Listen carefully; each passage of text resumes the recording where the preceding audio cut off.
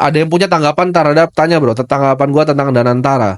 Menurut gue kalau Indonesia bisa bikin sovereign wealth fund kelas Abu Dhabi dan China Investment atau Norges Bank punya, dan benar-benar dikelola secara dengan proper bro, bisa returning 7,5% sampai 8% per tahun. Wah, it's gonna be very big for Indonesia menurut gue. Ini akan jadi suatu terobosan karena ini dulu yang dicetuskan sebenarnya sama Profesor Sumitro, bro. Yes. Sebenarnya yang pertama mencetuskan ide ini, ya. Jadi Indonesia tuh harus memang punya. Ini juga ide gue sebenarnya dulu. Yes. Gue selalu bilang sama kakak, kenapa Indonesia punya kecil ya? Indonesia Investment Authority INA-nya tuh kecil. Jadi menurut gue kalau dikonsolidasi jadi sebuah, nah itu bisa dilihatin, bro. Itu punya Norges Bank. Nah, ya kan? ini setiap detik ini ya berubah update ya nilainya. Iya. Jadi ini saran kita ya teman-teman. Kalau misal Danantara dibuka kayak Norges Bank nih, diupdate 13 kali per detik ya. Ini Norges Bank punya, dalam NOK itu mata uangnya mereka. Dan itu coba scroll ke bawah dulu. Bahkan gue sampai hafal websitenya bro. Terus saya ngecekin. Di scroll bro ke bawah.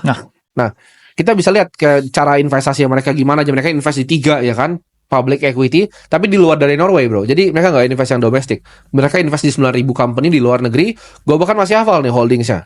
Holdings paling besarnya masih di Apple, Nvidia, Microsoft, Tesla.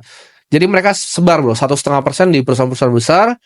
Ya, dan gue harap Indonesia kalau misalnya ini liquid, bukan yang aset kayak Temasek Holding ya. Kalau misalnya ini kayak yang GIC, saran gue untuk Danantara adalah di spread ya di luar negeri. Ya. Di public equity ya, majority di public equity. Kalau di bondsnya mungkin karena pasti perlu ada fixed income bro, karena mereka akan narik ya sekitar mungkin kalau di Norway ini mereka tarik ada limitnya, setahu gue 1-3%. Jadi mereka invest di bondsnya treasury-nya Amerika, mereka invest di bondsnya Jerman, mereka invest di bondsnya Jepang, mereka invest di treasury-nya Monetary Authority of Singapore, MIS Singapura. Jadi kalian bisa pakai strategi yang dipakai sama Norges Bank ini, karena menurut gue ini one of the best ya bro ya. Yang dikelola sama Nikolai, dia dulu fund manager di EKO Capital. Nah kalau tanya kayak gini kayak influencer, they have no fucking idea. Karena mereka bukan fund manager, jadi no fucking idea. Ya, ini menurut gue cara kalian bisa kelola dengan baik. Kalau misalnya ada pihak stakeholder dari pemerintah yang mau dengar, menurut gue adalah kita copy yang already works ya. Jadi jangan terlalu invest heavy dulu di renewables karena teknologi masih berganti bro. Jadi belum tentu PLTS sekarang tuh lebih efisien. Butuh waktu juga buat mengedukasi juga ya, tentang energi terbarukan, apalagi di third world country ya. Betul banget. Jadi mungkin realisasi realnya menurut gua batu bara still a cheap option untuk sekarang. Renewable mungkin nanti transisi 5 tahun lagi, tapi ya 0,1% dari fund aja. Jadi jangan besar-besar di renewable menurut gua. Ya. Opini pribadi. Gimana berapa lu aja yang kelolain? Waduh. Kalau gue yang kelola, jangan deh. Kan gue bilang gak suka kelola uang orang. Halo? Apalagi uang negara. Iya.